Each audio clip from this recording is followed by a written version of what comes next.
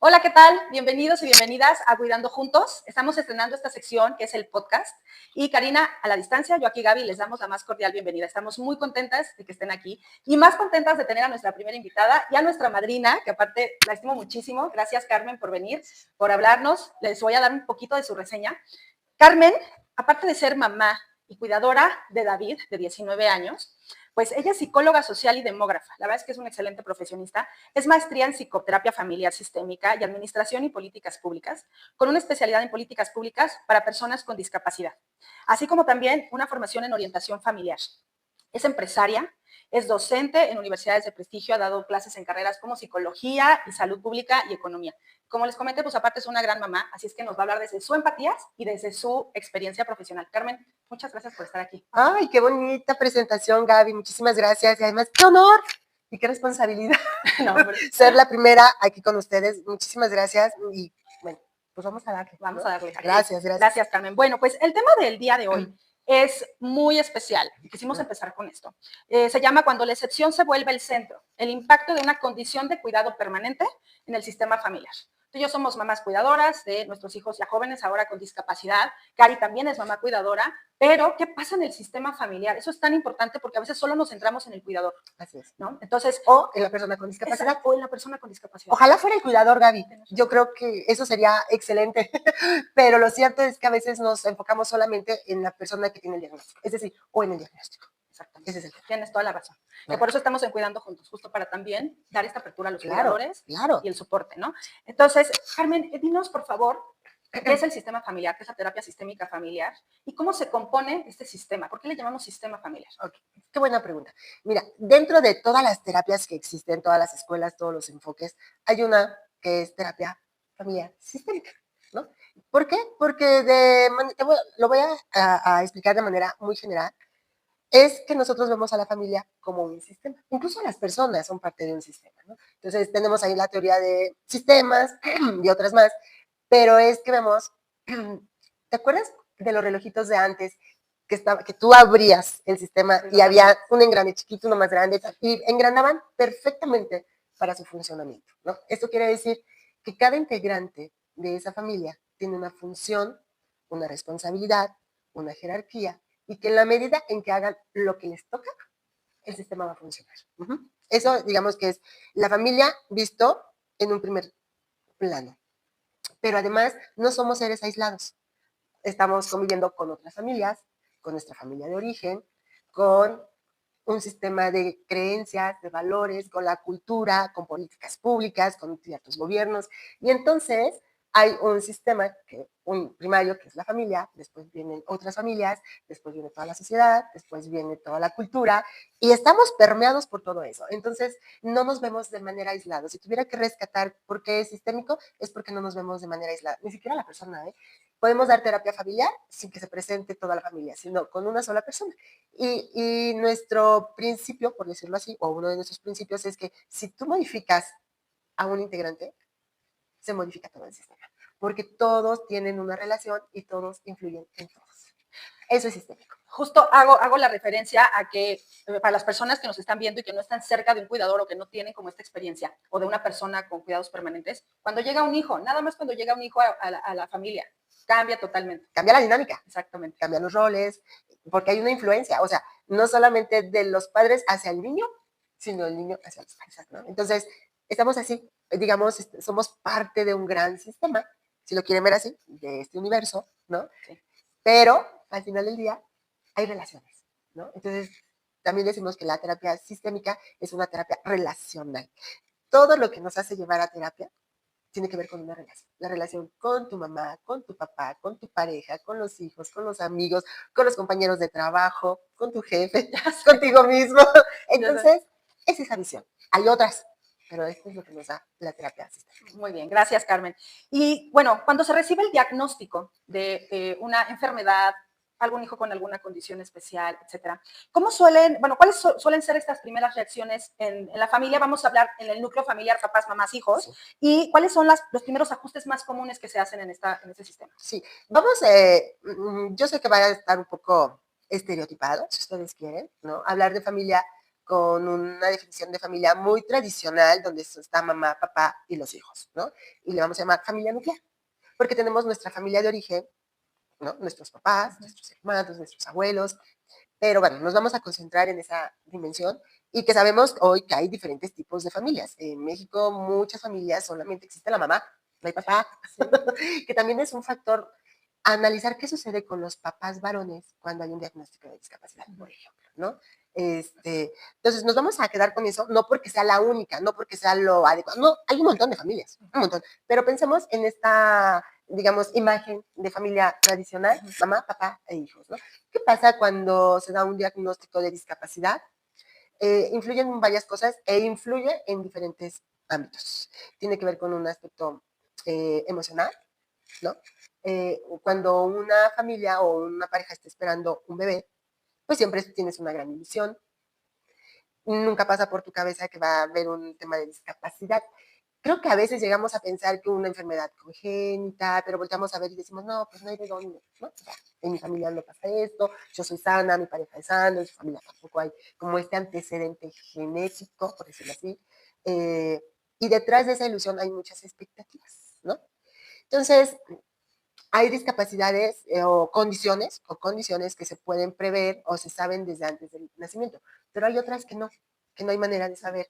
Y otras que durante el parto, las condiciones en las que se da el parto pueden provocar o pueden ser el origen de esa discapacidad, ¿no? Un bebé completamente sano, en perfectas condiciones, que si hubo alguna situación durante el parto o en los primeros meses de vida, pues puede desencadenar una discapacidad. Entonces, todo eso, Gaby, influye en cómo reaccionan los papás.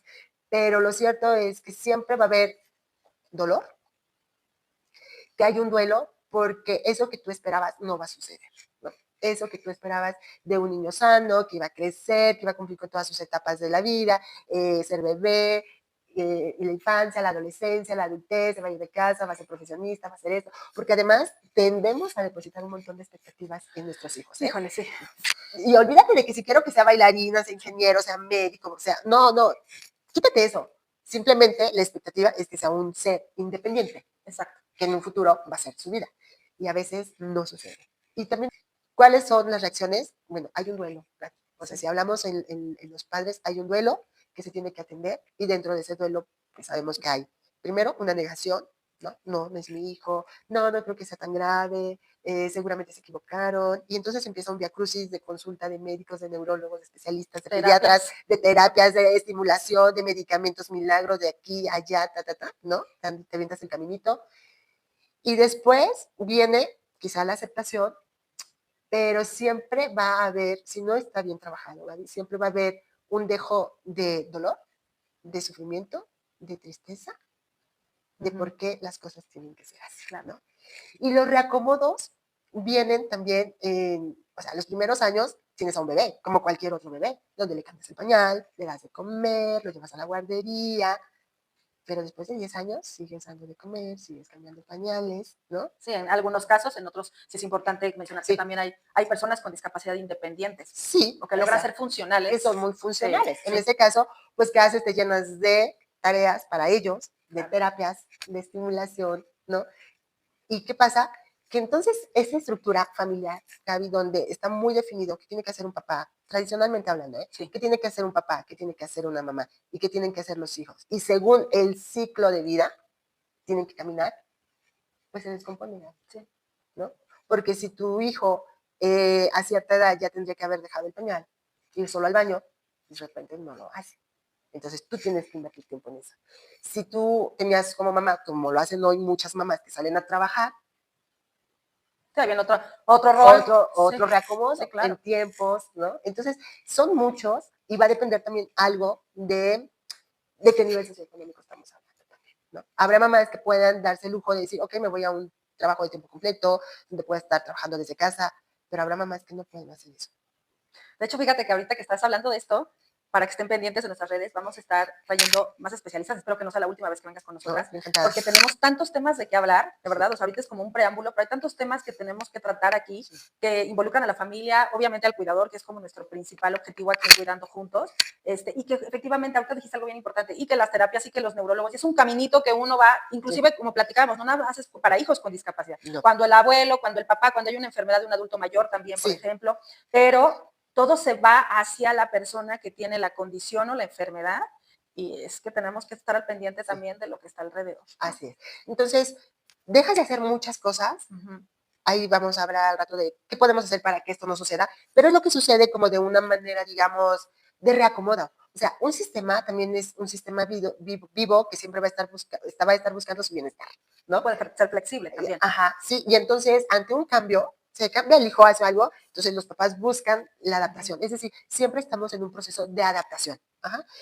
Cuando sucede esto, pues estamos buscando adaptarnos a esa circunstancia, que tienen consecuencias a veces no tan positivas, ¿no? Porque entonces los papás nos desbordamos, por decirlo así, en los cuidados para esa persona y dejamos de ver cuando hay hermanitos, por ejemplo, a las hermanitas. Esa es nuestra siguiente pregunta. Y a veces a nosotros mismos, también a nosotras mismos nos dejamos de voltear a ver, porque dices, después como, después voy, después le hago, no es tan importante ir al gimnasio. No es tan importante, ya deja el gimnasio, acepta los análisis para tu chequeo anual. Dejas de tener contacto. Esa es otra situación que pasa, creo que muchos se aíslan, y aíslan también al joven con discapacidad, al niño con discapacidad, hay un aislamiento. Entonces, sí hay unas repercusiones muy importantes y que es importante visibilizarlas, ¿no? Porque se dan por sentado, se dan porque, pues así tiene que ser, y no tiene por qué ser así. Claro. Por eso es importante atendernos a tiempo, ¿no? Y estar informados también, ¿no? Entonces, justo va la siguiente pregunta, Carmen. En familias con varios hijos, ¿qué pasa con los hijos que llegaron? Bueno, aquí hay dos como vertientes. La primera, cuando ya hay un hijo en la familia y llega algún hermanito con discapacidad, o repito, si llega o la mamá o el papá tienen alguna condición de enfermedad, o llega el abuelo también, que ahora la mamá tiene que ser parte del cuidado del abuelo, etcétera. ¿Qué pasa con esos hermanos o con esos hijos que empiezan a afrontar un cambio en su vida? ¿Qué sucede con ellos? ¿Cómo podemos abordarlos? Mira, voy a empezar, porque igual, no es lo mismo que sea el hermanito que recibe todos los cuidados, a que sea el abuelito o que sea el papá. O sea, lo que van a experimentar los hermanitos o los otros hijos, por decirlo así, no va a ser igual. No es lo mismo el vínculo que tienen o deberían de tener con un hermano al que tienen con su papá o al que tienen con sus abuelos, ¿no? Sí. Cuando hay un hermano con discapacidad o con cuidados especiales, donde los papás les han invertido demasiado tiempo, aunque están conscientes, en el mejor de los casos, están conscientes de que hay otros hijos y que hay que balancear la atención, lo cierto es que siempre el otro hermano va a percibir abandono. Abandono, rechazo incluso y descuido. No importa lo que hagan. No importa que hables con ellos, que les expliques. Ayuda se tiene que hacer, cuando van teniendo memoria, conciencia, comprensión, y siempre se les puede ir explicando con un lenguaje adecuado para que lo vayan entendiendo. Si son muy pequeños, si es cuando llegan, si ya estaban o si llegan después, ¿no? Porque entre iguales, digamos que vemos a la familia, están los padres, que son los iguales, ellos son los pares, y es le llamamos el olón parental, después tenemos el olón filial, que son los hijos, los hermanos, pues son entre iguales. Entonces, hay toda una función del hermano. Aprenden a convivir, aprenden a poner límites, hay un autoconocimiento a través del otro, les gustan las mismas cosas, están pasando, digamos, sí, están dentro de la edad, ¿no? No estamos hablando de niños que se llevan 20 años o 10 años, que ya están como en etapas diferentes, pero digamos que esa es como la función de los hermanos, ¿no? Cuando ven que el hermanito no responde a esa función, pues entonces hay además mucha frustración de parte de ellos. Frustración, enojo, también hay mucho enojo, y a veces vergüenza. Cuando empiezan a socializar hacia afuera, hay vergüenza de, ¿por qué mi hermano está así? ¿Por qué mi hermana está así? O las preguntas típicas de, ¿pero por qué tu hermano? ¿Pero por qué no habla? ¿Pero por qué no camina así? ¿Por qué lo llevan en silla de ruedas? ¿Por qué no va a la escuela? ¿Por qué grita? ¿Por qué lo que tú quieras? Claro. Porque es diferente, ¿no? O sea, ¿por qué tu hermano es diferente? Y mientras las compañeritas o los amiguitos salen a las fiestas, a las reuniones con los hermanos o van a la escuela, pues este hermano no participa en eso, en todo eso. Entonces, sí hay también un duelo para ellos, también hay un duelo para los hermanos y que también se tiene que atender, Sí, ¿no? efectivamente.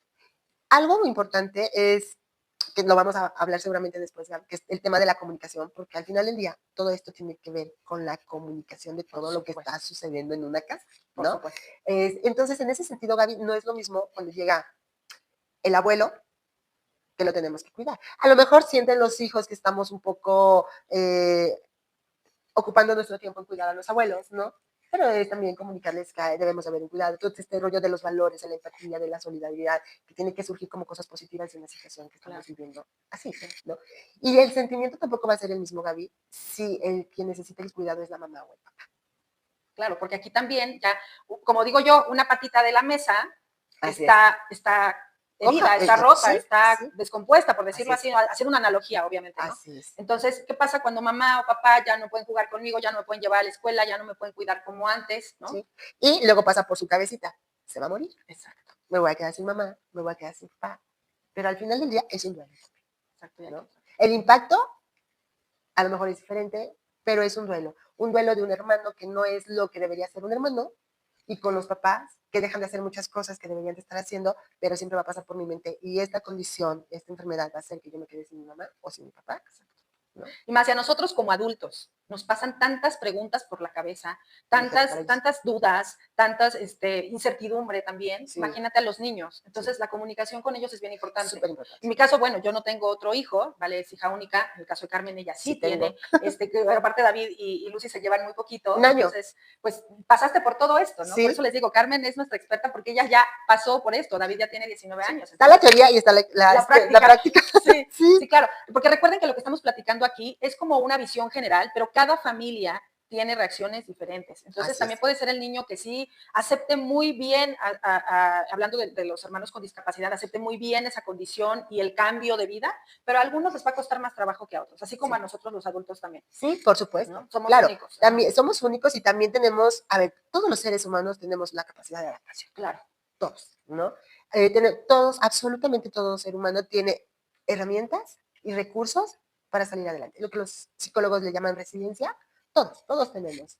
A veces necesitamos ayuda, sí, pero, insisto, siempre nos vamos a ir adaptando, Gaby, ¿no? En terapia sistémica decimos, bueno, en toda la familia, todas las familias son disfuncionales, todas, ¿no? Unas más que otras. Y entonces ayudamos a que sean menos disfuncionales, ¿no? Que esa disfunción sea funcional, digamos, ¿no? exactamente, lo más posible Así, funcional. Sí. que pueda haber una relación que no te dañe, ¿no? O sea, que estés buscando en tu bienestar, que eso que está pasando no te atormente, ¿no? Que sepas que lo que estás haciendo es lo correcto, sin sentimientos de Claro. culpa, por ejemplo, ¿no? Siempre estar conscientes de que estamos haciendo lo mejor que podemos con lo Sí, que tenemos, con lo que con las tenemos. herramientas y que podemos trabajar siempre Sí. para poderlo mejorar. Y en este momento, Gaby, porque Sí, luego decimos, ¿por qué no hice en el pasado esto? Porque en el pasado no teníamos lo que hoy exacto, tenemos. ya pasó. Así es, así es. Entonces, adelante. Muy bien. Oye, Carmen, pues hablando entonces, siguiendo con ese tema del sistema familiar, algo muy importante también, todo es importante, pero, ay, la pareja, cuando hay pareja, porque como bien comentaste, hay familias en donde no hay pareja o las parejas se disuelven.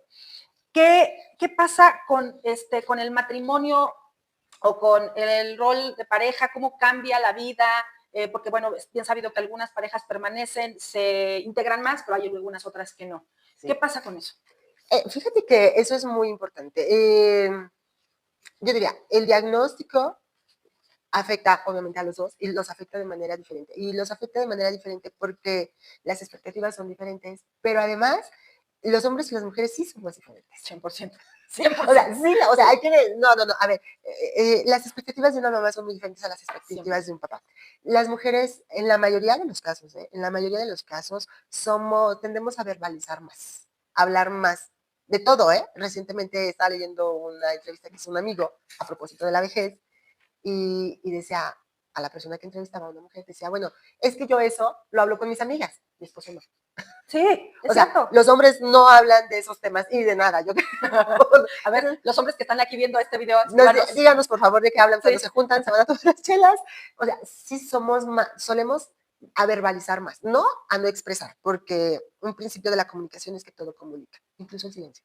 sí. Ajá, Hasta no hablar, comunica. comunica. Ujú. El silencio, los gestos, la actitud, el hacer y dejar de hacer, está comunicando algo. Entonces sí hay una expresión de parte de ellos pero quizás no una verbalización. Y para nosotros poder trabajar con algo, tenemos primero que identificarlo, tenemos que nombrarlo, tenemos que verbalizarlo y trabajar, ¿no? Entonces, a lo mejor ahí, Gaby, se atora un poquito la cosa, porque los hombres, yo me atrevería a decir que tardan un poquito más en asumir la realidad del diagnóstico. Las mujeres no. ¿Por qué? Porque las mamás nos quedamos con los bebés, por ejemplo. Sí. Si hablamos de niños, Ujú. de hijos con alguna condición especial, de cuidados especiales, somos las mamás los que nos vamos a quedar de entrada con el bebé. Y lo vamos a estar viendo, y lo vamos a estar observando, y estamos, o sea, no podemos dejar de ver porque lo tenemos ahí. Y los papás salen a trabajar. En un rol tradicional, estamos hablando de un rol De tradicional. un rol tradicional. Puede haber excepciones para Puede haber excepciones que sí las hay. Claro. Yo conozco una donde el papá se hizo cargo de la casa del niño con discapacidad, porque además, siendo el más fuerte, pues él tenía un niño que teníamos que cargar y demás, y dijo, pues yo lo cargo, yo lo muevo, yo lo llevo, y la señora, la esposa tenía que salir a trabajar, ¿no? Habrá esos ajustes, pero son los ajustes que se van haciendo en cada familia, en cada sistema. Entonces, afecta mucho, Gaby, porque lo que va a estar también ahí son esas emociones de tristeza, de frustración, de enojo, y a veces de culpa, y algo que no se dice, de reproche. Porque siempre va a estar la culpa es una de uno, de hice algo durante el embarazo, dejé de hacer algo para que esta situación se diera así, ¿no? Entonces hay como algo de culpa, hay algo en mi gen, algo que yo no sabía, o en el otro. Y entonces eso me viene como un reproche callado, ¿no? Sí. No lo decimos, pero sí pasa por nuestra mente, ¿no? Entonces, eso hace que la relación, Gaby, se enfríe un poco, se distancie. A los hombres les es más doloroso hablarlo, entonces Claro. no lo hablan. Pero insisto, pero la actitud va a ser de, se retraen, ¿no? Evaden, guardan distancia y guardan distancia con aquello que les genera dolor. Y aquello que les genera dolor está muy cercano a la mamá. Ay, sí, pues es que... Entonces, se alejan de manera, digamos, a lo mejor no tan racional también de la mamá, Sí. ¿sabes? Entonces, invariablemente hay una crisis de pareja. Si es lo que podemos decirlo, en términos terapéuticos, digamos, sí va a haber una crisis de pareja que tendrán que resolver.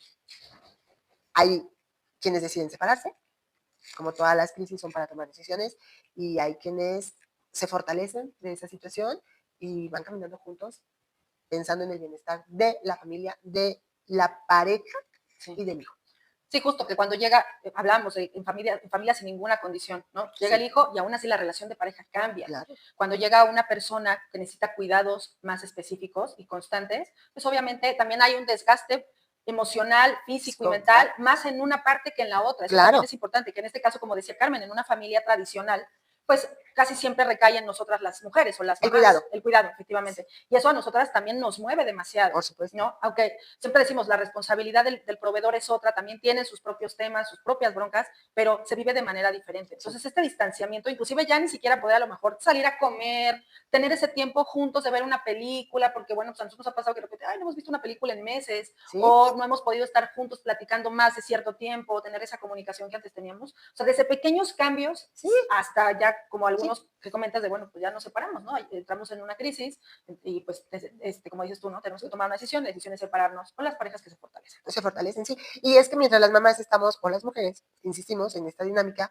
de cuidadoras, ¿no? De mamás cuidadoras, pues tu cerebro está pensando, lo tengo que cuidar, te cansas, ¿no? Te cansas, físico, emocional, ¿sí? Llegas a la noche y lo que quieres es dormir, mientras duerme la criatura, pero el papá siempre está, que es el proveedor, y si es el proveedor principal, está pensando más dinero, médicos, medicamentos, pañales, cuidados especiales, porque hay que decirlo